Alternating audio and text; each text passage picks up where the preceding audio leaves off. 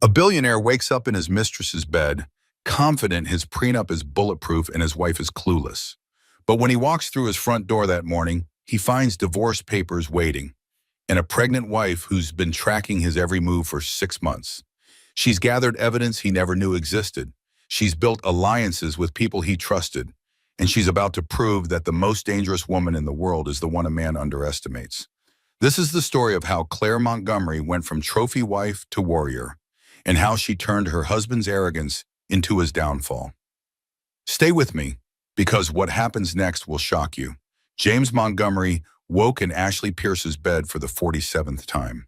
He didn't count these mornings, Ashley did. She lay beside him now in the pre-dawn silence, her auburn hair perfectly arranged even at this ungodly hour, scrolling through her phone with the same focused efficiency she brought to managing his calendar. The sheets were expensive. Everything in Ashley's apartment was expensive because James paid for it. The lease, the furniture, the view of Central Park from the 23rd floor. He considered it an investment in his happiness, no different from his gym membership or his custom suits. James stretched, admiring his reflection in the mirrored closet doors. 47 years old and he still had it. The personal trainer was worth every penny. The hair plugs had been subtle enough that no one noticed.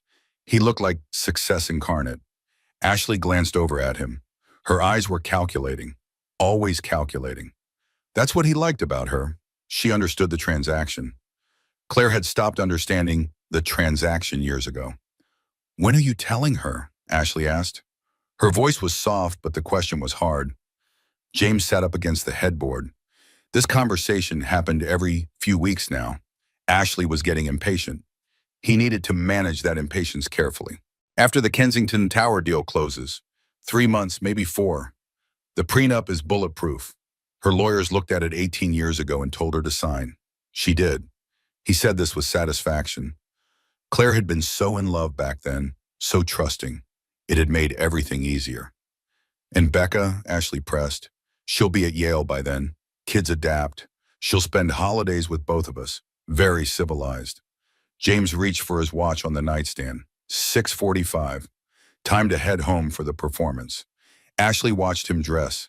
He could feel her eyes tracking his movements, cataloging them. She was 29 and already thinking about expiration dates. Smart girl. Too smart sometimes. He kissed her forehead before leaving. Proprietary, not passionate. "Same time next week?" "Of course," she smiled. It didn't reach her eyes. Miguel was waiting with the car. 12 years James had employed Miguel, and the man said nothing as James slid into the back seat. Discretion was priceless in a driver. Miguel had seen everything and said nothing to no one. That's why his salary was twice the market rate. James scrolled through his phone as they merged onto the Merritt Parkway. Stock alerts showed his portfolio up 3%. An email from his lawyer confirmed what he already knew. The prenup was unbreakable. His CFO had sent the board meeting agenda. The Kensington deal was looking strong. Then, one text from Claire, sent at 6 in the morning. "We need to talk when you get home."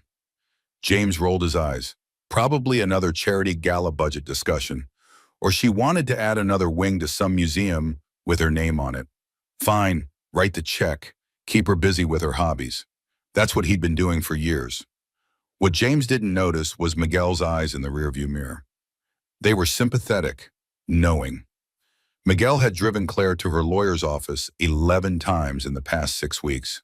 He knew exactly what was waiting at home. The Montgomery estate appeared through the trees as they pulled up the long driveway. 8 bedrooms, 10 bathrooms, 6 acres of manicured grounds. James had built this empire from nothing. Well, almost nothing. There had been some help along the way, but he preferred not to think about that. The house was silent, not quiet, silent.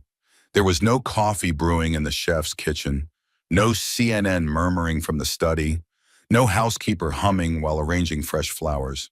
The silence had weight to it, density. James felt it settle on his shoulders as he walked through the foyer. "Claire?" He passed the original Rothko they'd purchased at Sotheby's for $12 million.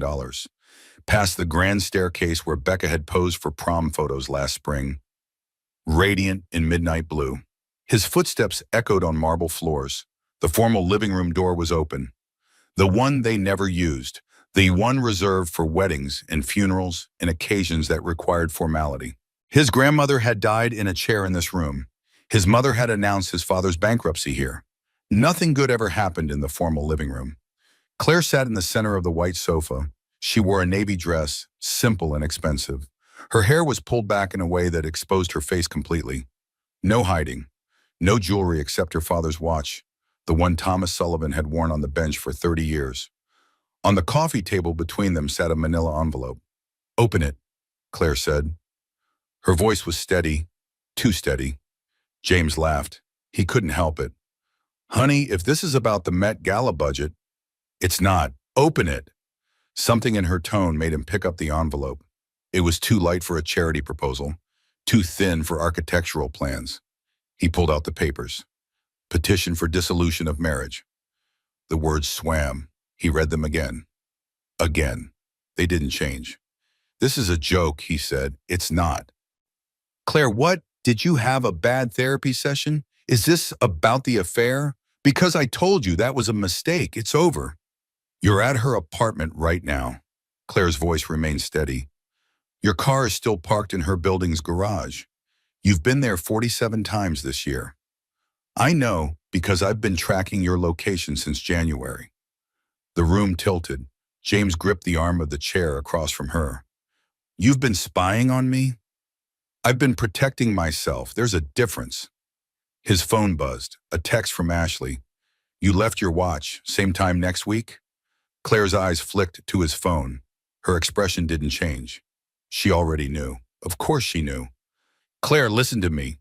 James sat down, deploying his boardroom voice, the one that closed deals and calmed investors. "You're upset. I understand. But divorce is extreme. We have a daughter. We have a life together. We have nothing together," Claire interrupted. "We have a house. We have assets. We have a daughter who will be at college in 4 months. But we don't have a marriage. We haven't had one for a long time."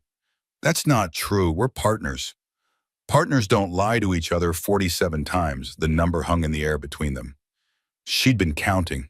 For months she'd been counting. The doorbell rang. Claire didn't move. "That's the process server. He's here to serve you formally. I wanted to tell you first. Professional courtesy." "Professional courtesy?" James stood, his voice rising. "Claire, this is insane. What's insane is that I stayed. What's insane is that I believed you. What's insane is that I wasted 18 years building your empire while you built your escape plan." Footsteps in the hallway. Diane Hutchinson walked in wearing a charcoal suit and an expression of grim satisfaction. James had met Diane at their wedding, Claire's best friend from college.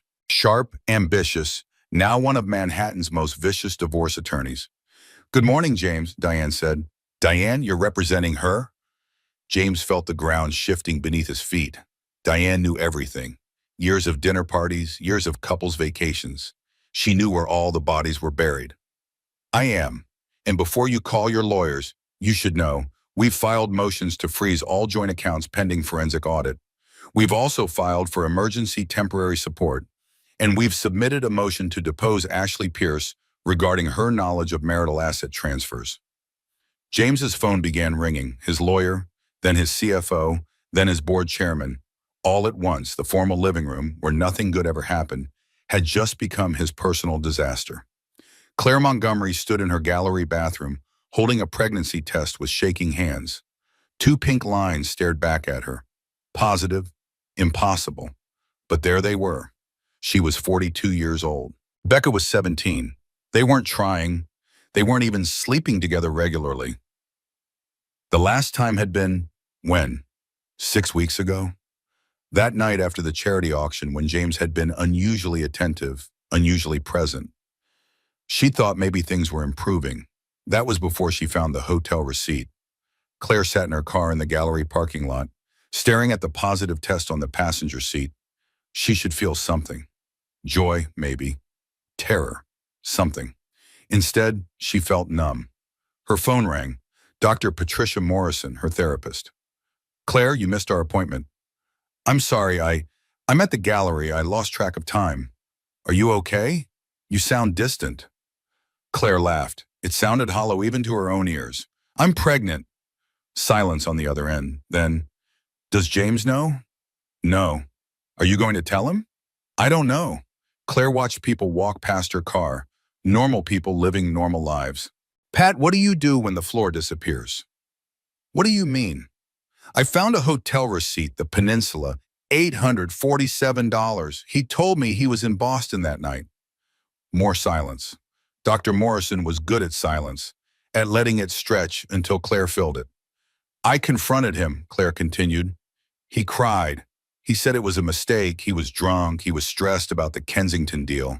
He said it meant nothing. He said I was his life, me and Becca. He begged me not to leave. And you stayed. I wanted to believe him. God, I wanted to believe him so badly. Claire pressed her palm against her still flat stomach. And now there's this baby, and I don't know if it's a complication or a reason or just another way he can control me. Claire, listen to me carefully. You need to think about what you want. Not what's best for Becca, not what's best for James. What do you want? What did she want? Claire tried to remember the last time anyone had asked her that question. Years ago, maybe never. I want proof, Claire heard herself say. I want to know for sure. And if you find proof, then I'll know I'm not crazy. That night, Claire installed a GPS tracking app on James's phone. He never noticed. He was always so confident that she was too naive, too trusting, too busy with her little gallery to pay attention to what really mattered. She watched the blue dot on her phone screen. His office, the club, normal. Normal? Normal. Then, Ashley Pierce's address, 10 p.m. He didn't leave until 6 a.m. Claire sat alone in their king-size bed and didn't cry much. She was done crying. The next night, Ashley's address again, and again, and again. By the end of January, Claire had a log. Dates, times, locations. She took screenshots. She backed everything up to a cloud drive James didn't know existed. She was methodical, thorough, cold. In February, she called Diane. They met at a cafe in Stamford, far enough from home that no one would recognize them. Diane ordered black coffee. Claire ordered tea she didn't drink. How bad? Diane asked. Claire slid her phone across the table. Diane scrolled through the evidence. Her expression didn't change, but her jaw tightened. This is systematic, Diane said. This isn't a mistake. This is a pattern. I know. What do you want to do? I want to protect myself and Becca, and Claire's hand moved to her stomach. I'm pregnant. Diane's eyes widened. Does he know? No, and I'm not telling him. Not yet. Why not?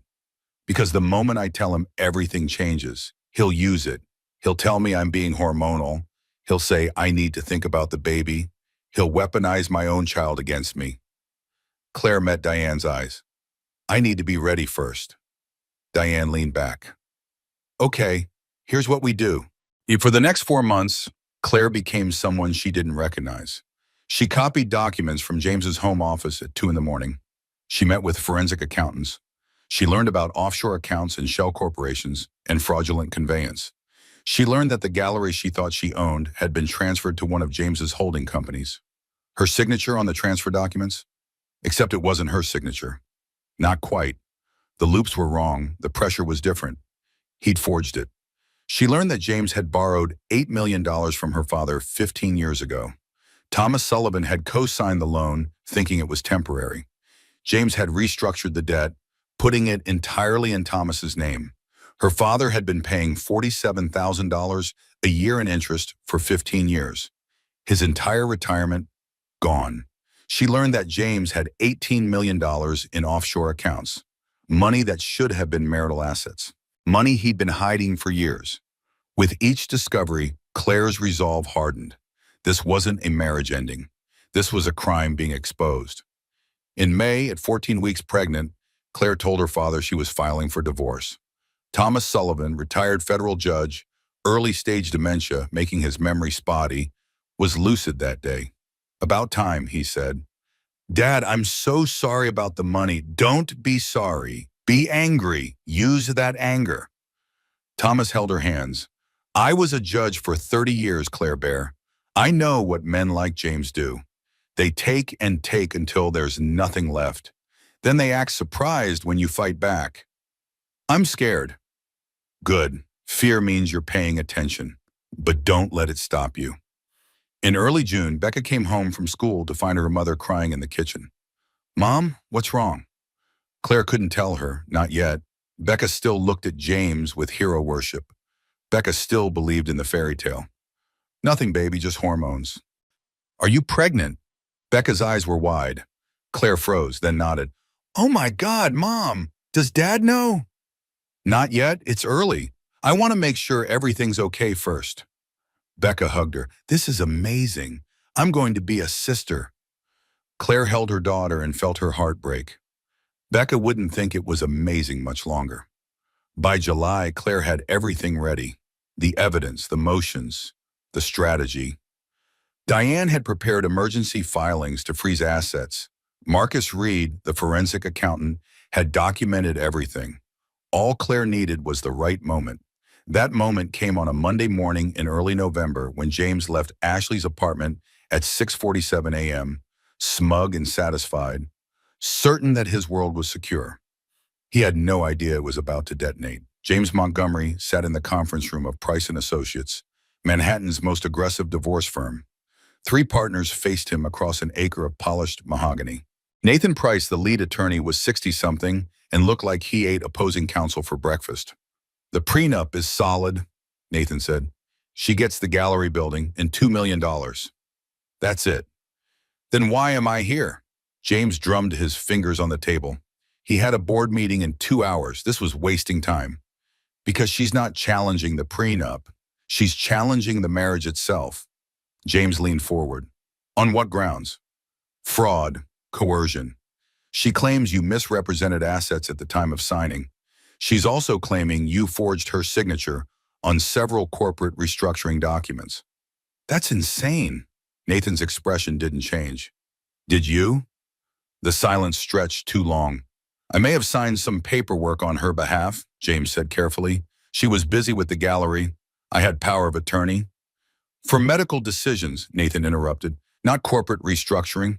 James, did you transfer the gallery property into KC Holdings without her knowledge? It was a tax strategy. It was fraud. Nathan slid a document across the table. And if she can prove it, the prenup is void. James's phone buzzed. His CFO.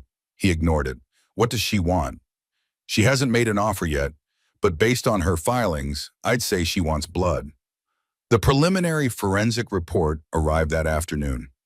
James read it in his office, door locked, hands shaking.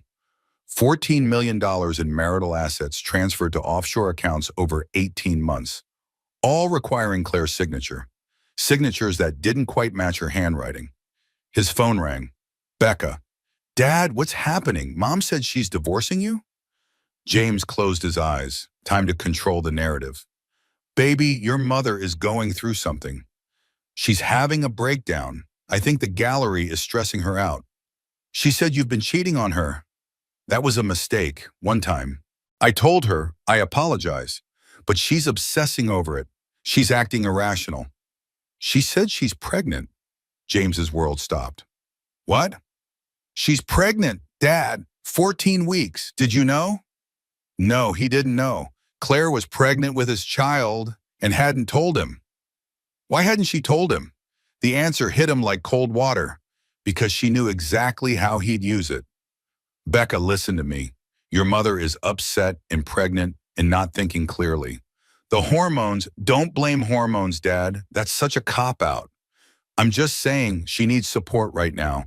Medical support, professional support. I'm worried about her. He heard Becca breathing on the other end of the line. Processing, deciding. I don't know who to believe.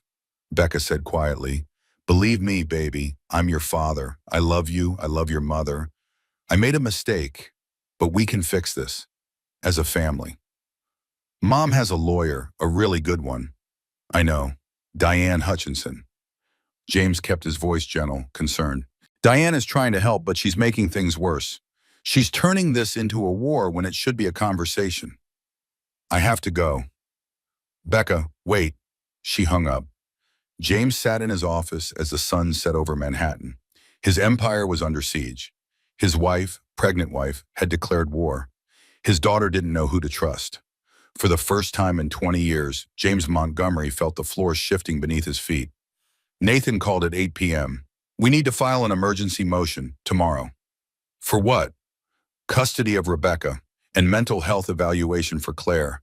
We're going to argue that she's having a breakdown, that she's a danger to herself in the pregnancy." "Diane will fight that." "Let her. We have the evidence. Claire breaking into your office at 2 a.m. Claire installing spyware on your phone. Claire exhibiting increasingly erratic behavior. The judge will see a woman spiraling, not a woman protecting herself." "What about the financial fraud?" "We'll deal with that separately. Right now, we focus on painting Claire as unstable. Once we have custody, we have leverage." James knew he should feel guilty. He should feel something for the woman he'd married 18 years ago. But all he felt was the old familiar need: control. "Do it," he said. The emergency hearing was scheduled for Friday morning. Claire arrived at Connecticut Family Court with Diane at her side. She wore a simple gray dress and minimal makeup. She looked tired but composed, pregnant but professional. James watched her walk past him without a glance. Ice, pure ice. Judge Sandra Martinez presided. 60 years old, stern, no nonsense. She'd been on the bench for 20 years and had seen every variation of marital warfare. "We're here on Mr. Montgomery's emergency motion for temporary custody," Judge Martinez said. "Price." Nathan stood. "Your Honor, we're here because Mrs. Montgomery has exhibited increasingly erratic and concerning behavior. She installed tracking software on my client's vehicle without his knowledge or consent. She hired private investigators to surveil him. She broke into his private office and photographed confidential corporate documents." Diane started to object, but Nathan continued. "I'd like to submit Exhibit A." The courtroom screen lit up with security footage. Claire at 2 in the morning in James's home office, photographing documents with her phone. James watched his wife on the screen. Methodical, thorough, not erratic at all. The video was damaging, but not in the way Nathan thought. "Your Honor," Diane stood, "my client was gathering evidence of financial fraud." "Or committing corporate espionage," Nathan interrupted. "Your Honor, my client is the CEO of a publicly traded company. Mrs. Montgomery had access to confidential corporate documents.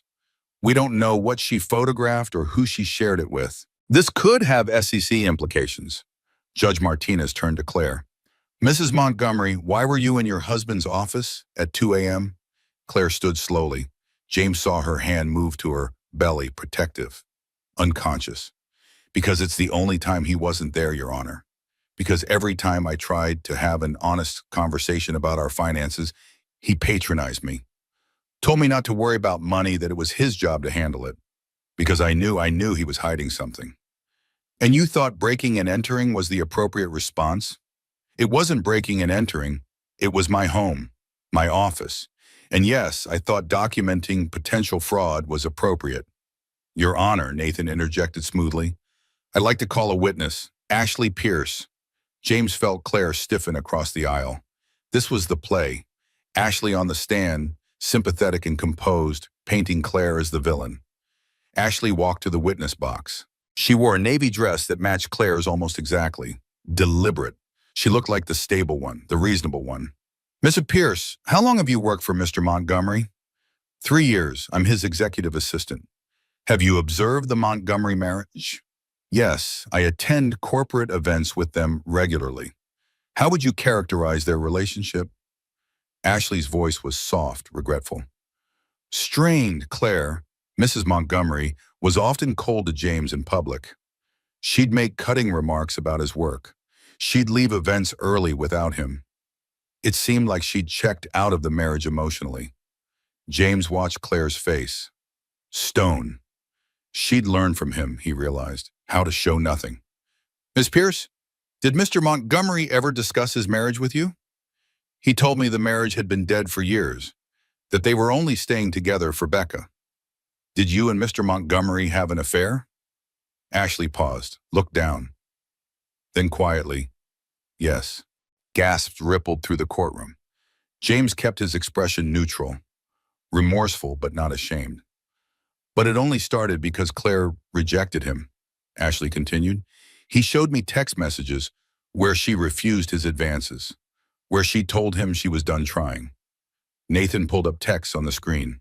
James, can we talk when I get home? Claire, to you. I'm tired.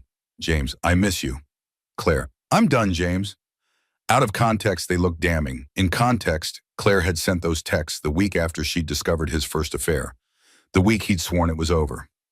Mrs. Montgomery pushed her husband away, Nathan said, and now she's punishing him for finding comfort elsewhere. Diane stood. Your Honor, these texts are deliberately misleading. Do you have evidence to counter this narrative, Mrs. Hutchinson? We're gathering. Until you present concrete evidence of fraud, I'm ruling in favor of Mr. Montgomery's emergency motion. He has granted temporary primary custody of Rebecca Montgomery. Mrs. Montgomery will have supervised visitation every other weekend pending further evaluation. The gavel fell. Supervised visitation. Claire ran from the courtroom. James heard her retching in the bathroom before he even made it to the hallway. He'd won. Why didn't it feel like winning? Claire stayed with Diane for 3 days after the custody hearing. She couldn't go back to the estate. James had changed the locks. Her belongings arrived in boxes delivered by a service. Everything she owned, reduced to cardboard and packing peanuts. She sat on Diane's guest bed, surrounded by boxes, and felt nothing. That was worse than feeling everything. The numbness was complete. Her phone rang constantly. Becca, 12 missed calls. Claire couldn't answer. What would she say? Your father weaponized the legal system against me and won? On the 4th day, Diane found her still in bed at 2 p.m. You need to get up. Why? Claire's voice was flat. Because we have a strategy session in an hour. Marcus found something. It doesn't matter what he found. The judge believes I'm crazy. Diane sat on the edge of the bed. You're not crazy. You're grieving. I lost my daughter. You lost a custody battle. There's a difference. She won't even answer my calls. She's 17 and confused, and her father is very, very good at manipulation. Give her time. Claire laughed bitterly. Time? Right. I'm 24 weeks pregnant. Time is not something I have. Then get up, get dressed, get angry, because angry women change the world. Sad women just suffer in silence. Marcus Reed's office was clinical. White walls, glass desk, computer screens everywhere. He looked like an accountant in a crime thriller. Methodical, precise, dangerous in the quietest way possible. I found the smoking gun, Marcus said without preamble. He pulled up documents on the screen. Bank transfers, corporate filings, signature comparisons. James didn't just forge your signature on the gallery transfer. He forged it on 12 different documents over the past 5 years. Corporate restructuring, real estate transfers, loan applications. I ran the signatures through forensic analysis. The pressure points are wrong. The letter formations don't match your baseline samples. Claire stared at her own forged signatures. Can we prove this in court? Absolutely. I can testify as an expert witness. I have the analysis, the software reports, everything. What about the offshore accounts? Marcus clicked to another screen. $14.3 million across 3 different accounts. Cayman Islands, Switzerland, Singapore, all open using your social security number and copies of your passport. But you never signed the account applications. How do you know? Because the applications were submitted electronically from James's office computer. I pulled the metadata. IP addresses, timestamps. You were at a gallery opening in Boston when these accounts were created. Diane leaned forward. This is fraud, potentially criminal fraud. What does that mean? Claire asked. It means we can file an amended complaint, and we can refer this to the U.S. Attorney's Office for criminal prosecution. Prison. James could go to prison. Claire thought about Becca, about the baby growing inside her, about what it would mean for her children to have a father in federal prison. I don't want to destroy him, Claire said quietly. I just want him to stop destroying me. Then we use this as leverage, Diane said. We file the amended complaint. We show Nathan Price exactly what we have, and we make James an offer he can't refuse. That night, Claire's phone finally rang with a number she recognized. Becca. Mom? Claire's hands shook. Baby, hi. I'm sorry I didn't call sooner. I didn't know what to say. You don't have to say anything. Are you okay? Aunt Diane said you're staying with her. I'm fine. How are you? Silence. Then, I miss you. I miss you too. So much. Dad says you're sick, that you need help. Claire closed her eyes. Of course he did. I'm not sick, Becca. I'm pregnant, and I'm fighting for our family, and I'm exhausted. But I'm not sick. He showed me the video of you in his office. I was looking for proof that he was lying to me. I found it. What kind of proof? The kind that shows he's been stealing from us for years. The kind that shows he forged my signature on legal documents. The kind that proves everything I've been saying is true. I don't know what to believe anymore. Then don't believe anyone. Look at the evidence yourself. Ask to see the forensic reports. Ask your father why there are offshore accounts in my name that I never opened. Ask him why the signatures don't match. Becca was crying. I just want this to be over. Me too, baby. Me too. I got into Yale. I know, I'm so proud of you. Early decision. I have to commit by December 15th. You should go. Don't let this stop you from living your life. How can I go to Yale when my family's falling apart? Your family isn't falling apart. It's rearranging. And you need to live your life anyway. That's what being an adult means. I don't want to be an adult. I want to be 12 again when everything was simple. Everything was simple because you didn't know the truth. Now you do. And that's harder. But it's real. They talked for another hour. About nothing. About everything. When they hung up, Claire felt like maybe, possibly, she hadn't lost her daughter entirely. The next day, Claire visited her father in Boston. Thomas Sullivan's dementia was progressing. Some days he was sharp. Some days he didn't remember his own name. Today was a good day. You look like hell, Claire Bear, Thomas said. Thanks, Dad. But how's the war going? I lost the first battle. Wars aren't won in the first battle. They're won through attrition, through outlasting your opponent. James has more resources than I do, better lawyers, more money. But he doesn't have the truth on his side, and eventually that matters. Thomas stood slowly, leaning on his cane. Come with me. I need to show you something. They went to his study. Thomas pulled out a file box from the bottom drawer of his desk. When James asked for your hand, I didn't trust him. Too smooth. Too perfect. So I did what any judge would do. I looked into his finances. Dad, you never told me because I thought I was being an overprotective father. I thought I was wrong. He handed her a folder. I wasn't wrong. Inside, loan documents, bank statements, correspondence spanning 15 years. In 1998, James needed $8 million for his first major development. He asked me to co-sign the loan. He said it was a formality. His assets were tied up in other deals. Claire's hands shook as she read. You co-signed?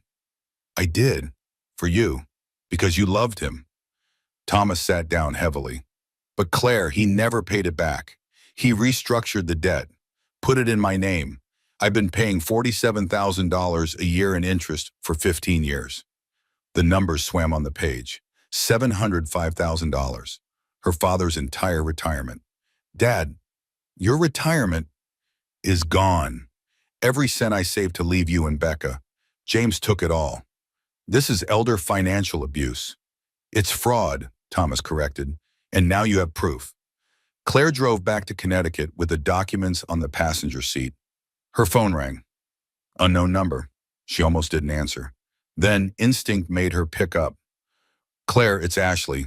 Ashley Pierce, I need to talk to you. They met at a neutral coffee shop in Stamford. Ashley arrived first, wearing oversized sunglasses and a baseball cap like she was in a spy movie. Claire almost laughed. Almost. Diane insisted on coming. You don't meet with opposing witnesses alone. Ashley looked nervous. Good. She should be nervous. Claire studied her across the table. 29. Beautiful. The kind of beautiful that took work but looked effortless. James had a type, apparently. Thank you for meeting me, Ashley said. You lied under oath, Claire said flatly. You destroyed me in that courtroom. So why am I here? Ashley slid an envelope across the table. Because I'm pregnant, 8 weeks, and James doesn't know. The world tilted. Claire felt Diane's hand on her arm, steadying. I found out last week, Ashley continued. I was going to tell him. I thought, she laughed bitterly. I thought he'd be happy. I thought we'd be a family. What changed? Diane asked. I went to his office to tell him. The door was open. He was on the phone with Nathan. Ashley pulled out her phone. Her hands were shaking. She pressed play. James's voice, tinny through the speaker, but unmistakable. Once Claire is handled, I'll need a clean exit from Ashley. Nathan's voice, payout? James, $50,000 and an NDA. She's getting clingy. Nathan, what if she's pregnant? James laughing, she's not. I made sure of that. Ashley stopped the recording. But I am, and when I heard that, when I realized I was just the next version of you, Claire felt something crack in her chest, not sympathy exactly. Recognition. She was looking at herself 18 years ago, young and trusting and in love with a man who saw people as acquisitions. Why should I believe you? Claire asked. Because I'm 29 years old and I just realized I wasted 3 years of my life on a man who sees women as temporary investments. Because my mother was the second wife to a rich man, and I watched what happened to her when he upgraded to wife number 3. Ashley pushed a flash drive across the table. Everything. Recordings of him bragging about the offshore accounts, emails about restructuring deals without your knowledge, proof he forged your signature on the gallery transfer, proof he's been planning this divorce for 18 months while pretending to reconcile with you. Diane picked up the flash drive like it was a bomb. This is everything we need. I don't want his money, Ashley said. I want him to know what it feels like to be disposable. Claire studied Ashley's face. The hurt there was real. The anger was real. But could she trust it? You could have kept this, used it yourself, gotten a settlement, and spend the next 18 years co-parenting with a narcissist? No, thank you. Better to burn the bridge and start over. What do you want from me? I want him to lose, and I want to watch. Diane and Claire spent 3 days going through Ashley's evidence. It was damning. Worse than damning, it was devastating. James on recording. Claire's too stupid to check the offshore accounts. She thinks I'm working late. James in email. Transfer the gallery property to KC Holdings. I'll handle Claire's signature. James in text to his CFO. Once the divorce is final, the prenup protects everything. She gets her little gallery and $2 million. I keep the empire. Marcus Reed reviewed everything. This changes the entire case. We can prove systematic fraud, premeditation, financial abuse spanning nearly 2 decades. What are our options? Claire asked. Diane's expression was grim. We file an amended complaint in civil court, and we report this to the U.S. Attorney's Office for criminal investigation. Prison? Claire's hand moved to her belly. 26 weeks. She felt the baby kick. 5 to 10 years, potentially. Financial fraud, forgery, elder abuse regarding your father's loan, wire fraud for the offshore accounts. Everyone looked at Claire. He's still Becca's father, Claire said quietly. He's also a criminal, Diane countered. I know, but if I send him to prison, what does that do to Becca? What does that do to this baby? Ashley spoke up. He didn't think about your kids when he was planning his exit. Why should you think about them now? Because I'm not him. Claire met Ashley's eyes. That's the whole point. I'm not him. Diane leaned forward. What if we don't go criminal? What if we use this as leverage? Leverage for what? Everything. Full custody, fair asset division, your father's money returned with interest, and most importantly, you keep the power. Marcus added, if we threaten criminal prosecution, Nathan will advise James to settle immediately. No judge, no trial. You dictate the terms. And if he refuses, then we file with the U.S. attorney and he goes to prison. Claire thought about Becca, about the baby she was carrying, about the next 18 years of custody exchanges and birthday parties and graduations where she'd have to see James's face. I want him to surrender, Claire said, not just lose, surrender. They drafted the amended complaint that night. Every piece of evidence, every forged signature, every offshore account, every lie spanning 18 years. The complaint was 62 pages. Claire read it 3 times before signing. At midnight, Diane hand-delivered it to Nathan Price's office. She called from the lobby. "Nathan will have it by 8 a.m. tomorrow," Diane said. "I left it with the night security guard with instructions to put it on his desk first thing." "What happens now?" "Now we wait, and we prepare for James to either come to the negotiating table or go to war." Claire couldn't sleep. She sat in Diane's guest room, one hand on her belly, feeling the baby kick. A boy. She'd found out 2 weeks ago. Owen. She was going to name him Owen after her grandfather. Owen would never know the James who charmed her at a gallery opening 20 years ago. Owen would only know the aftermath, the ruins. Was that better or worse? Her phone buzzed, a text from an unknown number. "This is Miguel, Mr. Montgomery's driver. I drove you to your lawyer's office 11 times. I want you to know I saw everything. I will testify if you need me." Claire stared at the message. Miguel, quiet, composed Miguel, who'd driven them for 12 years. Who'd seen everything and said nothing because James paid him to say nothing. Even the bystanders were choosing sides. At 8:15 the next morning, Diane's phone rang. "Nathan Price." Diane put it on speaker. "Nathan, we need to meet. Today, your office, 2 p.m. Have you reviewed the complaint?" "I've reviewed it." Nathan's voice was tight. "We're prepared to discuss settlement terms." "I'm sure you are." They hung up. Diane looked at Claire. "He's scared. I've known Nathan for 15 years. I've never heard him scared." "Good," Claire said. "Let him be scared." At 2 p.m., Nathan Price arrived at Diane's office alone. No associates, no paralegal, just him and a briefcase. "Where's James?" Claire asked. "At his office, having a breakdown." Nathan looked like he'd aged 5 years overnight. "I've been practicing family law for 30 years. I've seen nasty divorces. I've seen fraud. I've seen abuse. But this is systematic. This is criminal enterprise level misconduct." "Yes," Diane said, "it is. If you file the criminal complaint, James goes to prison, the company's stock will crash, thousands of employees will lose their jobs, the board will face shareholder lawsuits. You'll destroy more than just James." "He destroyed more than just himself," Claire said. "He destroyed my father's retirement. He destroyed my trust. He destroyed 18 years of my life. I understand, and he's prepared to make it right." "How generous." Nathan opened his briefcase. "Here's what we're offering." Nathan Price laid out the settlement terms like he was defusing a bomb. Carefully, precisely, knowing one wrong move would detonate everything. 60-40 asset split. Claire gets 60% of all marital assets. Diane didn't react. "Continue. Full repayment to Thomas Sullivan, $705,000 plus interest calculated at the federal rate. Total, $1.1 million. And the gallery property returned to Claire's name, free and clear of all liens. And Nathan took a breath. Joint legal custody of both children, primary physical custody to Claire. James gets standard visitation. Every other weekend, alternating holidays.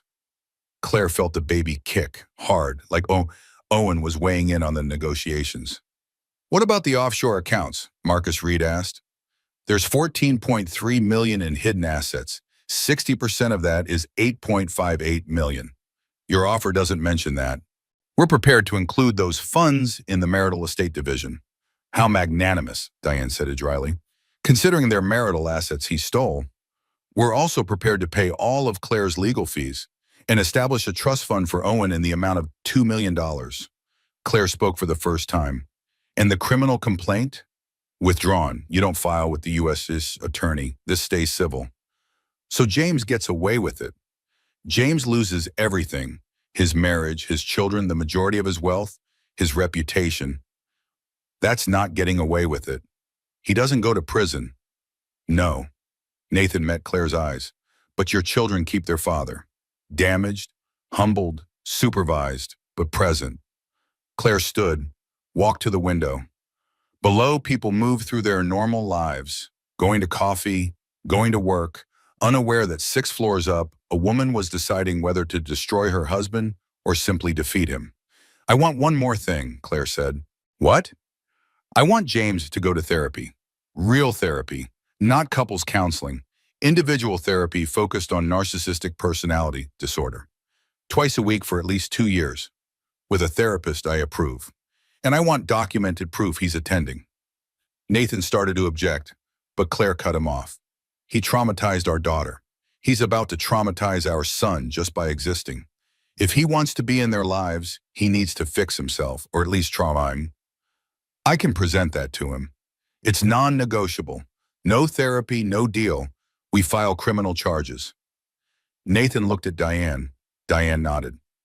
My client is being extremely generous. If James doesn't accept these terms, we proceed with criminal prosecution. And Nathan, we both know the evidence is overwhelming. He'll get 5 to 10 years minimum. I'll call him now. Nathan stepped out of the office. Through the glass, Claire watched him pace while talking on his phone. Animated, aggressive, then deflated. He hung up. When he came back, he looked exhausted. He accepts all terms, including the therapy requirement. I want it in writing, today. You'll have it by 5 p.m. After Nathan left, Claire collapsed into a chair. Diane poured her water. Marcus started running numbers on his laptop. Ashley, who'd been silent in the corner, spoke up. You let him off easy. I let him live, Claire corrected. There's a difference, Marwan. He'll still be wealthy. He'll still have the company. He'll still have power. But he won't have control over me, and that's the only power that matters. The settlement papers arrived at 4:47 p.m., 73 pages. Claire read every word. When Diane and Marcus reviewed every clause. At 6:15, Claire signed. Her hand didn't shake. That surprised her. She thought it would shake. The custody exchange was scheduled for Saturday morning. Claire had to meet James in a parking lot to pick up Becca. It felt absurd. Divorce had reduced them to strangers meeting in parking lots. Becca ran to her before James even got out of the car. Mom, oh my God, Mom! They held each other. Becca was crying. Claire was crying. Behind them, James stood by his car watching. I'm so sorry, Becca said. I'm so sorry I didn't believe you. You don't have to apologize. He's your father. You loved him. I still love him, but I also hate him. Is that normal? Yes, it's very normal. Dad said he's going to therapy. He is. Will it help? I don't know, maybe. People can change if they want to. Do you think he wants to? Claire looked at James. He looked smaller somehow, diminished, like someone had let the air out of him. I think he wants to keep you in his life, and if therapy is the price, he'll pay it. Becca pulled back. I'm scared, Mom. Of what? Of everything changing, of going to Yale and leaving you pregnant and alone, of Dad being different or not being different, of this baby who's going to be born into this mess. The baby isn't being born into a mess. He's being born into a family that's honest now. Broken maybe, but honest. What should I call him? The baby? Owen. His name is Owen. Owen Montgomery? Claire paused. Owen Sullivan, after my father. Becca smiled through tears. Grandpa would love that. James approached slowly, like he was afraid they'd run. Claire, can we talk? We're talking right now. I mean alone. No, anything you need to say, you can say in front of Becca. James looked at his daughter, his beautiful, brilliant daughter who was looking at him like a stranger. I'm sorry for all of it, for everything. Okay, Becca said. That's it? Just okay? What do you want me to say, Dad? That I forgive you? I don't, not yet. Maybe not ever. But you're still my dad and I still love you and that's going to have to be enough. James looked like she'd hit him. Becca, I have to go. Yale orientation is next weekend and Mom's helping me pack. She walked back to Claire's car without looking back. James turned to Claire. The therapy. I start Monday. Good. I really am sorry. I know. That's it? Just, I know? Claire felt Owen kick again, strong, insistent. What do you want me to say, James? That I forgive you? That we can be friends? We can't. We'll never be friends, but we're going to be co-parents, and that's going to have to be enough. She got in her car. Becca was already buckled in the passenger seat. Are you okay? Becca asked. No, but I will be. They drove back to Diane's apartment. Claire had been staying there for 3 months. It was time to find her own place. Start her own life. the one she'd been planning in secret for half a year. That night, Claire and Becca had made a list of baby names. They'd settled on Owen, but they needed a middle name. Owen Thomas, Becca suggested, after Grandpa. Owen Thomas Sullivan, I love it. When can we see Grandpa? This weekend. He's having a good stretch of days. He'll want to know you got into Yale. Will you tell him about the money? About Dad paying him back? I already did. He cried. I've never seen my father cry before. They sat in comfortable silence for a while. The TV murmured in the background. Diane was working late. It was just the two of them. Mom? Yeah. Are you scared about having a baby alone? I'm not alone. I have you and Aunt Diane and Grandpa and my own strength. That's not alone. But you wanted to have babies with someone who loved you. I did, but life doesn't always give you what you want. Sometimes it gives you what you need instead. What do you need? Claire thought about that. I need to remember who I was before I became James Montgomery's wife. I need to paint again. I need to run my gallery without someone undermining me. I need to raise you and Owen to understand that love shouldn't hurt, that partnerships should be equal, that silence is sometimes abuse. That's a lot to need. Yeah, it is. Claire smiled, but I think I can handle it. 2 weeks later, Claire signed a lease on a small house in Westport. 3 bedrooms, a studio space for painting, walking distance to the beach. The mortgage was manageable on her settlement income. She could breathe there. The gallery reopened in October. Smaller than before, but hers, truly hers. She hung her own paintings on the walls, the first she'd created in 18 years. They weren't good, not really, technically proficient, but emotionally raw. But they were real, and that was enough. The opening night, people actually came. Gallery friends, art collectors, people who'd watched her marriage implode and wanted to support her anyway. Diane arrived with champagne, sparkling cider for Claire.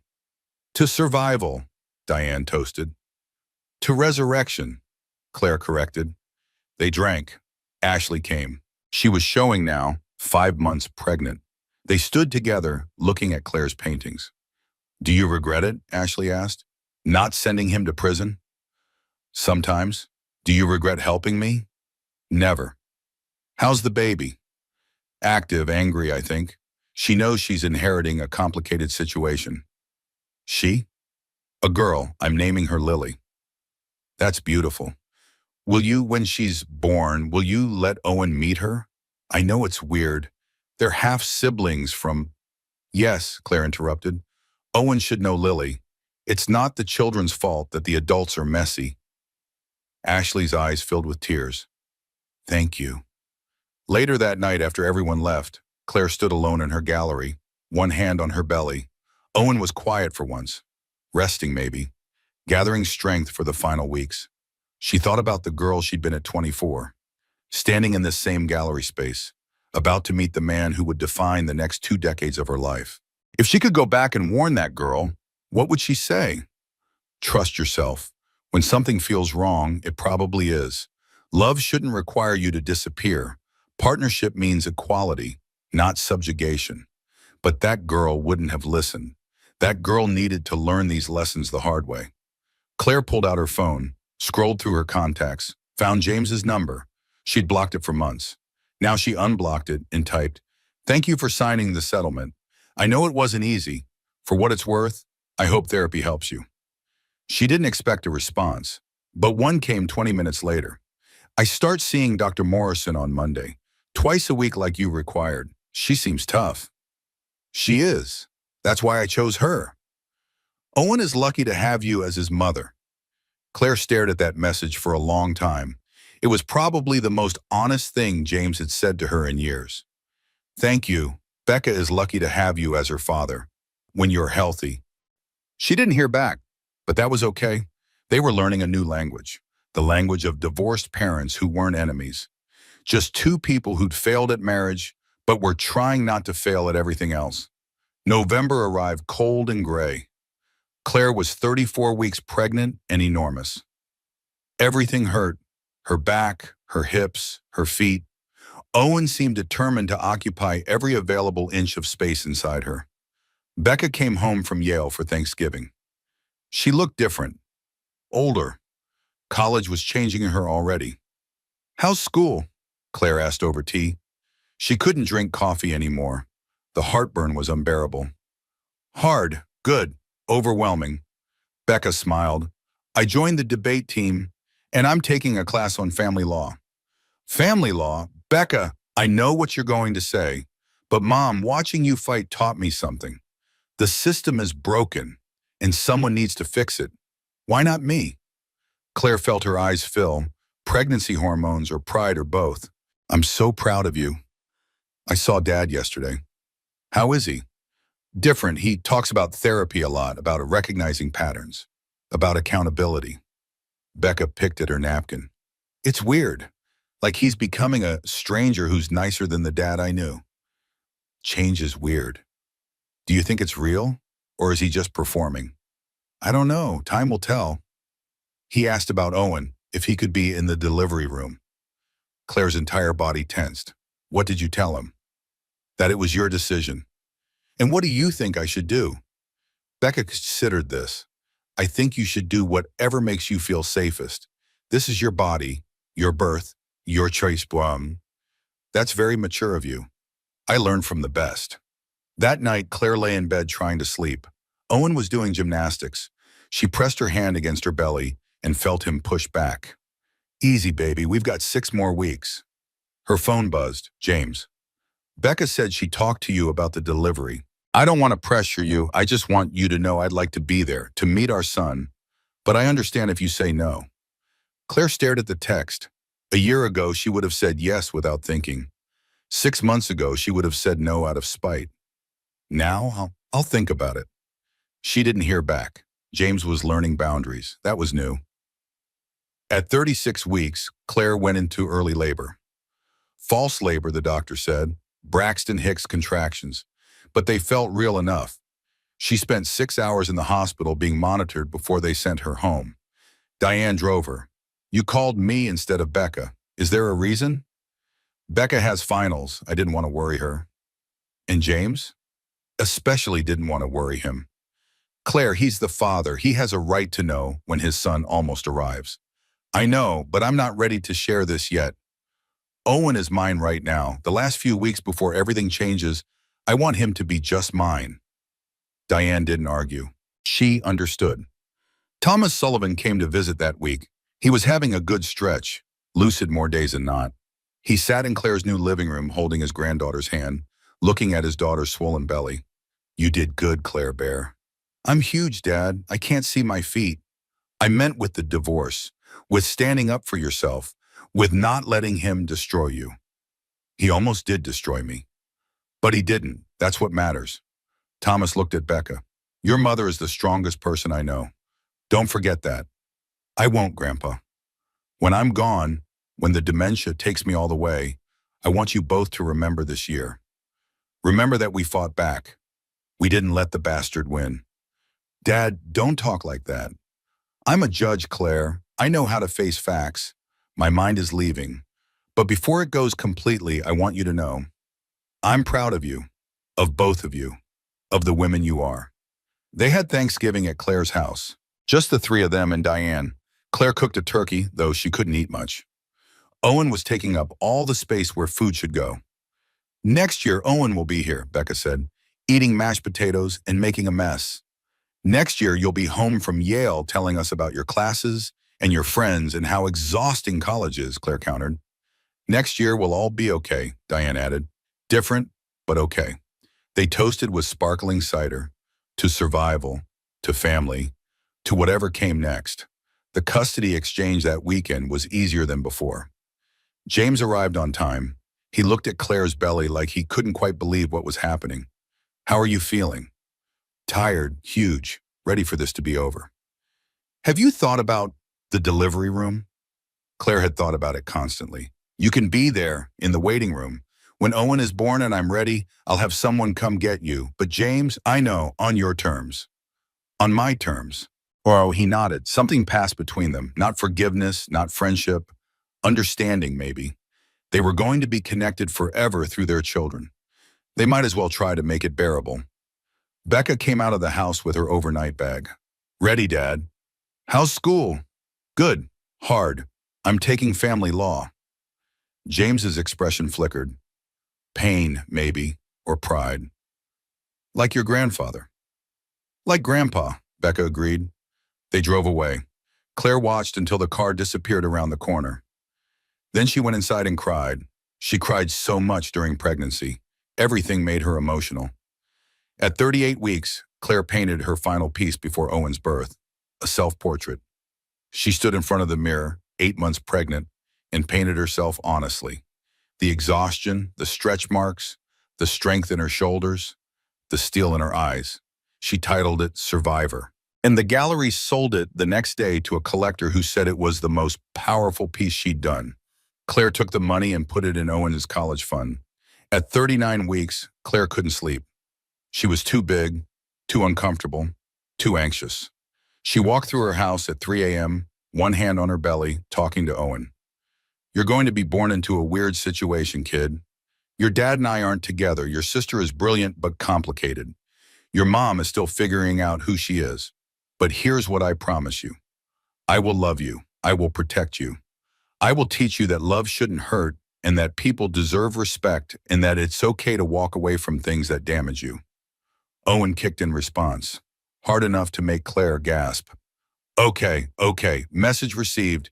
You're ready. I'm ready. Let's do this thing. Her water broke 2 days later. 3 a.m. because of course. Claire called Diane first, then Becca, then her doctor. She did not call James. Not yet. The contractions started slowly, manageable. She showered, packed her hospital bag, called the gallery to cancel her meetings. By 10 a.m., the contractions were 5 minutes apart, and she could barely talk through them. Diane drove her to the hospital. Becca met them there, having raced from campus. At noon, Claire was 4 centimeters dilated and ready to die from the pain. Epidural, she gasped. Now, please. The anesthesiologist was an angel. Within 20 minutes, Claire felt human again. Better? Diane asked. So much better. Why did anyone ever give birth without drugs? That's insane. Becca laughed. It was shaky, nervous laughter, but it was something. At 6 p.m., Claire was 8 centimeters. The doctor said Owen would be here by midnight. Should we call Dad? Becca asked. Claire considered this. She was in a hospital gown, sweating, exhausted, about to push a human out of her body. Did she want James to see her like this? No. But it wasn't about what she wanted. Yes, call him. James arrived at 7:30. Diane met him in the waiting room and laid down the rules. You wait here. When the baby is born, we'll come get you. You get 15 minutes. Claire is in control. I understand. At 11:47 p.m., Owen Thomas Sullivan entered the world screaming. 7 pounds, 9 ounces, perfect. They placed him on Claire's chest, and she fell completely apart. This tiny, wrinkled, furious human was hers, really hers. No one could take him away. No one could control him. He was pure and new and perfect. Hi, baby, she whispered. Hi, Owen. I'm your mom. I've been waiting to meet you. Owen stopped crying, looked at her with unfocused eyes, decided she was acceptable. Becca was crying. Diane was crying. The nurse was crying. Everyone was crying except Owen, who had apparently gotten his crying out of the way. He's perfect, Mom. He really is. After an hour after Owen had been cleaned and measured and swaddled, Claire looked at Diane. Okay, you can get James. James walked into the hospital room like he was entering a church, reverent, awed. He looked at Claire holding Owen and something in his face cracked. He's here. He's here. Can I Yes. James sat in the chair next to Claire's bed. She passed Owen to him carefully. James held his son like he was made of glass. Owen Thomas Sullivan, James said softly. After your great-grandfather. Yes. Thank you for letting me be here, for letting me know him. You're his father, flawed, damaged, working on yourself, but still his father. Owen yawned, grabbed James's finger. James started crying. I'm going to do better, James said. I'm going to be better. For him, for Becca, for you. Do it for yourself, James. That's the only way it sticks. They sat like that for 15 minutes. Claire exhausted and sore. James holding his son. Becca, watching her family rearrange itself into something new. When the 15 minutes were up, James kissed Owen's forehead and gave him back to Claire. I'll see you at the first custody exchange. 2 weeks after I recover. Take all the time you need. James left. Claire watched him go. Then she looked down at Owen, sleeping peacefully in her arms. Welcome to the world, baby. It's complicated here, but we're going to be okay. Owen was 2 weeks old when Claire brought him to the gallery for the first time. She'd converted a back office into a nursery. Pack and play, changing table, a comfortable chair for feeding. She'd sworn she wouldn't be one of those mothers who brought their baby to work. But here she was. Turns out babies didn't care about your pre-baby plans. Ashley came by that afternoon. Lily was 3 months old now, sleeping in a carrier against Ashley's chest. How's motherhood? Ashley asked. Exhausting, beautiful, terrifying. How about you? Same, plus the added fun of explaining to people why I'm a single mother by choice. By choice? That's what I tell them. It sounds better than because I was sleeping with a married man who planned to pay me off. Claire laughed. It felt good to laugh. They're half siblings. That's so weird. So weird, but also kind of perfect. Ashley looked at Owen sleeping in his bassinet. They'll grow up knowing each other. That's something. James pays child support? More than required. I think he's trying to prove something. To you or to himself? Both, probably. They sat together in comfortable silence. Two women connected by the same man's mistakes, now connected by something better. Motherhood, survival, choice. The first custody exchange with Owen was scheduled for his 1-month birthday. Claire spent the week preparing herself emotionally. She'd read articles about co-parenting with narcissists. She'd talked to Dr. Morrison about boundaries. She'd practiced what to say. None of it prepared her for the reality of handing her baby to James. They met in the gallery parking lot. James arrived exactly on time. He'd been working on punctuality and therapy, he'd told Becca, following through on commitments. Hi, James said. Hi. He's gotten bigger. Babies do that. Right, of course. James looked nervous. Good, he should be nervous. Claire had packed everything Owen might need. Bottles, diapers, change of clothes, his favorite blanket. She'd written instructions, feeding schedule, sleep cues, emergency contacts. You'll have him for 4 hours. That's what we agreed. I remember. My phone will be on. If anything happens, I'll call. Claire picked up Owen from his car seat. He was awake, looking around with that unfocused baby stare that seemed to see everything and nothing. This is your dad, Owen. He's going to take care of you for a few hours. She placed Owen in James's arms. Every instinct screamed at her to grab him back, to run, to never let James near her baby. But that wasn't fair to Owen, or even to James, who was genuinely trying. I'll see you in 4 hours, Claire said. 4 hours. She drove away, made it 3 blocks before she pulled over and sobbed. Those 4 hours were the longest of Claire's life. She tried to paint, couldn't focus, tried to do gallery paperwork, couldn't concentrate. Finally, she called Diane. He's been gone for 2 hours and I'm losing my mind. That's normal. First time is always hardest. What if something happens? What if James isn't capable? James is capable of caring for a baby for 4 hours. He did it with Becca. That was different. We were married. I was there. And now you're here on the phone catastrophizing. Owen is fine. James is fine. You need to breathe. Claire breathed. At exactly the 4-hour mark, James pulled into the parking lot. Claire practically ran to the car. Owen was sleeping peacefully in his car seat. How was he? Perfect. We went to the park. He slept most of it. Woke up, ate, went back to sleep. No problems? No problems. Claire unbuckled Owen, held him close. He smelled like baby and James's cologne and outdoor air. Alive, safe, fine. Thank you for trusting me with him, James said quietly. You're his father. I have to trust you. But you don't. Not really. And I get that. I'm working on earning it. They looked at each other.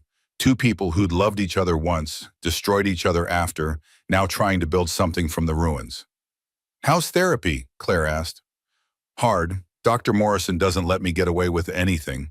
She called me out last week for trying to control the narrative. Said I was still treating relationships like business deals. Are you? Probably, but I'm learning. That's all anyone can do. December arrived with snow. Owen was 2 months old and starting to smile.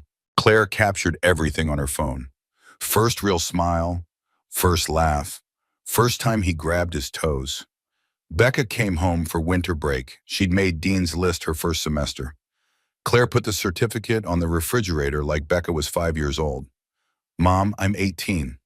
I don't care, I'm proud of you. They had Christmas at Claire's house. Small, intimate. Diane came. Thomas came, having a good day. Ashley and Lily came, which felt both strange and right. They didn't invite James. Claire wasn't ready for that yet, but she sent him photos of Owen in his Santa outfit. James sent back a photo of Becca at his apartment, decorating a tree. Blended family 2.0, modern, complicated, functional enough. In January, Claire got a call from Nathan Price. This is unusual, but I wanted to let you know, James completed his first 3 months of therapy. Dr. Morrison sent me her evaluation. Why, sir, why are you calling me? Because the evaluation says James has made significant progress. Dr. Morrison is recommending you consider increasing his custody time with Owen. Claire's stomach dropped. He wants more time? He wants overnights, 1 night a week to start. Owen is 3 months old. I know, and you have every right to say no. I'm just conveying the request. Claire hung up, looked at Owen sleeping in his swing. Overnights meant she wouldn't see her baby for 24 hours. Meant trusting James with nighttime feedings and crying and all the ways babies needed their mothers. She called Dr. Morrison. Claire, I was wondering if I'd hear from you. Nathan said you recommended increasing custody. Is James ready for that? James is making progress, real progress. He's confronting his narcissistic patterns. He's learning empathy. He's working on seeing people as autonomous beings rather than extensions of his needs. That's great. But is he ready for overnights with a 3-month-old? That's not a therapy question. That's a parenting question, and only you can answer it. Claire thought about it for days. Talked to Diane, who said the decision was Claire's. Talked to Becca, who said Owen should know his father. Talked to Ashley, who said trust your instincts. Her instincts said no, absolutely not. Too soon, too risky. But her brain said, James is trying, he's showing up, he's doing the work. Don't punish him for past crimes if he's genuinely changing. In February, Claire agreed to 1 overnight per week, Wednesday nights. James picked up Owen at 6 p.m., brought him back Thursday at 6 p.m. The first Wednesday, Claire didn't sleep. She stared at her phone all night waiting for a call. It never came. Thursday at 6, James brought Owen home clean, fed, happy. How was it? He cried from 1 to 3 a.m. Nothing helped. I walked him, fed him, changed him. He just cried. Then suddenly he stopped and fell asleep. That's the witching hour. Babies do that sometimes. I thought I was doing something wrong. Welcome to parenting. That feeling never goes away. James laughed. It was tired, genuine laughter. The kind Claire remembered from 20 years ago when they'd stayed up all night talking about dreams. Same time next week? James asked. Same time. Spring came. Owen was 5 months old, sitting up, eating solids, laughing at everything. Claire took him to the gallery every day. Customers loved him. He became the unofficial mascot. One afternoon, an older woman came in. She looked at Claire's paintings, looked at Owen and his playpen, looked back at Claire. You're the one, the woman said. I'm sorry? The billionaire's wife who divorced him. It was all over the society pages last year. Claire felt her defenses rise. I'm not anymore. Good for you. My daughter stayed with her husband through 3 affairs and a bankruptcy. She's miserable. You did the right thing. Thank you. These paintings, they're angry. They are. I'll take this one. The woman pointed to Survivor, the self-portrait. How much? That one already sold. Shame. It's the best one. After the woman left, Claire looked at her paintings. They were angry, raw, hurt. They told the story of someone being destroyed and rebuilding. Maybe it was time for new paintings, ones that told different stories. In May, Claire started a new series, Mother and Child Paintings. Not precious or sentimental. Real. Mothers exhausted at 3 a.m. Mothers covered in spit up. Mothers laughing, mothers surviving. The series sold out in 3 weeks. You should do a show, Diane said. A real show. Get reviewed. I'm not ready for that. When will you be ready? Claire looked at Owen, now 6 months old, babbling, reaching for everything, growing so fast. Soon, she said. Maybe soon. The custody exchanges became routine, mechanical. Wednesday nights, James took Owen. Thursday evenings, he brought him back. Every other weekend, James took both Owen and Becca. Claire learned to use the time. She painted, she read, she slept. She remembered who she was before she became someone's wife and someone's mother. She was Claire Sullivan, artist, gallery owner, survivor. That was enough. 1 year later, Owen's first birthday party was held at Claire's house on a sunny November afternoon. She'd invited everyone. Diane, Marcus, Ashley, and Lily. Thomas in his wheelchair having more bad days than good now. Becca was home from Yale, sophomore year going well. James was invited too. That had been Becca's idea. He's Owen's father, Mom, and it's been a year. Can we try? So James came. He brought age-appropriate toys and stayed in the background. He helped set up chairs. He made coffee. He didn't try to control anything. Therapy was working. Owen sat in his high chair, cake smeared across his face, laughing at everything. Lily, now 14 months old, toddled around stealing toys. It was chaos. It was perfect. Claire stood in her kitchen watching her family, biological and chosen, celebrate her son's first year of life. James approached quietly. He looks like you, James said. He has your eyes. But your determination. They watched Owen pull himself up, reaching for a toy. How's therapy? Claire asked. Good, hard. Morrison wants me to write apology letters. I already did.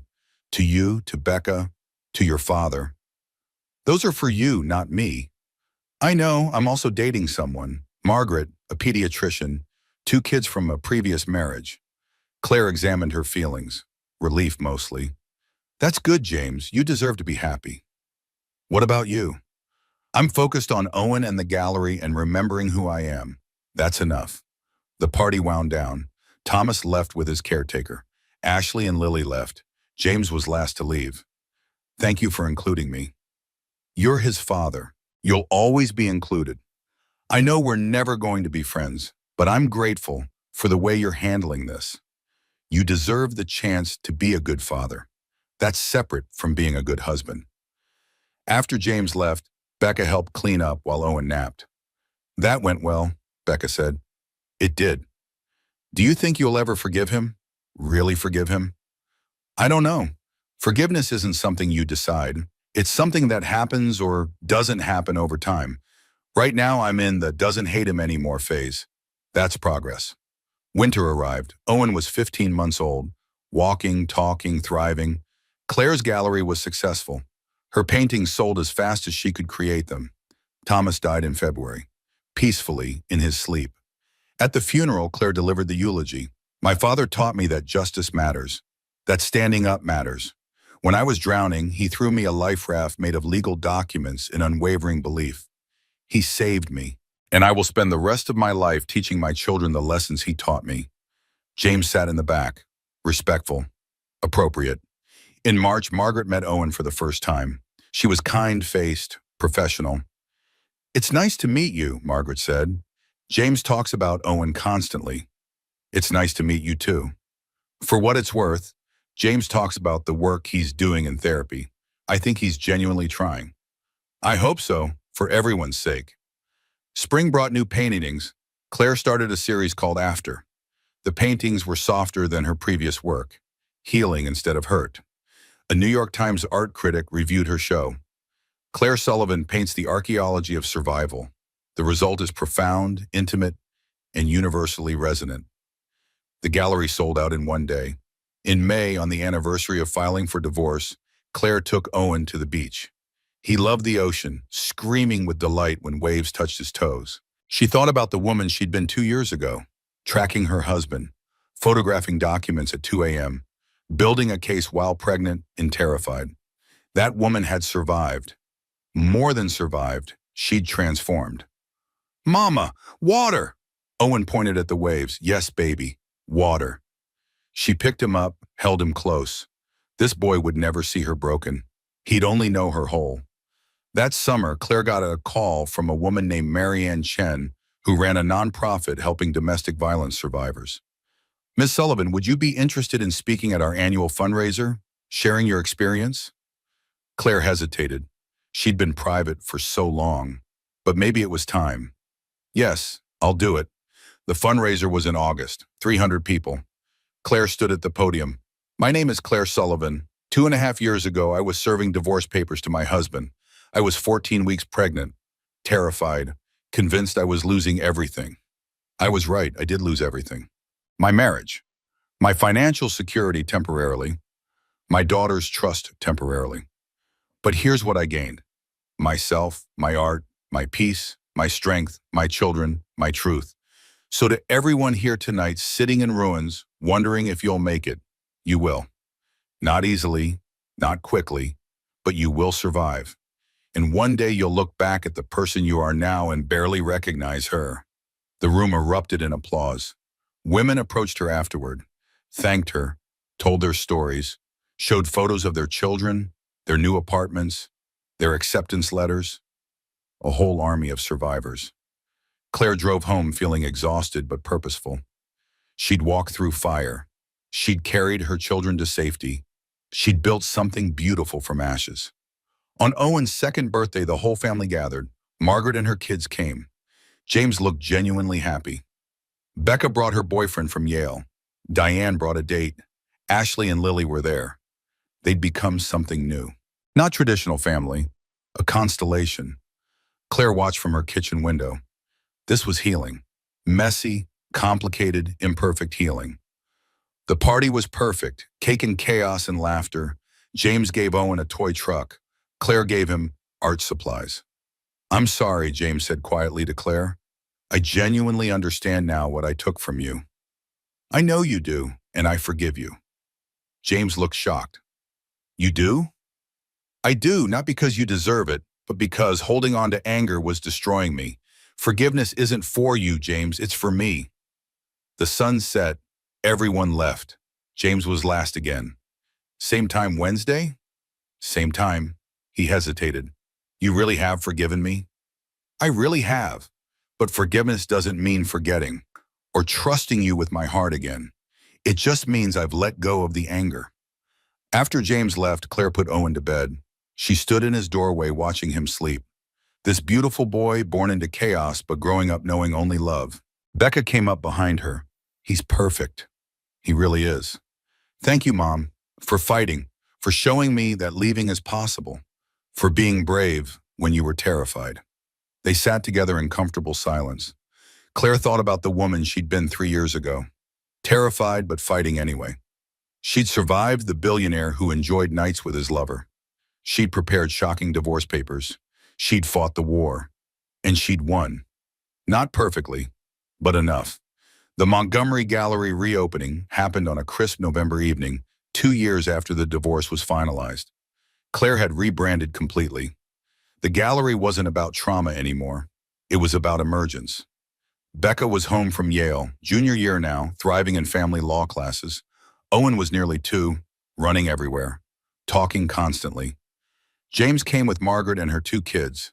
They stood politely at the edge, not imposing. Ashley came with Lily. The girls played together while adults drank wine. Diane gave a toast to Claire Sullivan, artist, mother, friend, warrior. You taught me that resurrection is possible. To Claire! Everyone raised their glasses. Claire looked around, at her paintings, at her daughter laughing, at her son running between guests, at her found family. 2 years ago, she'd served divorce papers. Today, she stood in her own gallery, living her own life. Later that night, after everyone left, Claire stood alone in the gallery. Her phone buzzed. James, the gallery looks amazing. Your paintings are incredible. Incredible. I'm proud of you. 2 years ago, that would have made her angry. Now it just made her sad for what could have been. Thank you. How's Margaret? Good, we're getting serious. Are you dating yet? Not really, I'm okay with that. You deserve to be happy, Claire. I am happy. Happiness doesn't require a partner. It requires peace, and I have that now. She drove home with Becca and Owen. Normal. Beautifully, perfectly normal. Mom, do you think you'll ever write a book about what happened? Becca asked.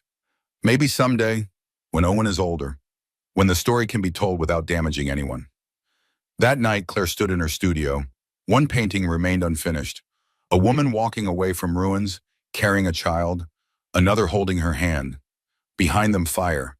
Ahead, sunrise. She finished it, titled it Line Item No More. The next morning, Owen woke her at 6 a.m. Mama, hungry. They made breakfast together. Pancakes, fruit. Becca made coffee. Owen made a mess. Claire felt deep, quiet contentment with the life she'd built from ruins. Her phone buzzed. Line item no more had sold, $75,000. Later, she got a letter. Dear Ms. Sullivan, I bought your painting for my daughter. She's divorcing her husband after he hid assets and cheated. She saw your painting and said, if she did it, I can too. Thank you for painting survival. Claire framed the letter and hung it in her studio. This was why she painted. For women crying in apartments, looking at ruins, needing proof resurrection was possible. 3 months later, Becca called from Yale. Excited. Mom, I got an internship at the Innocence Project. Becca, that's incredible. Grandpa would be so proud. I'm going to dedicate my first case to him. That spring, Claire spoke at more fundraisers.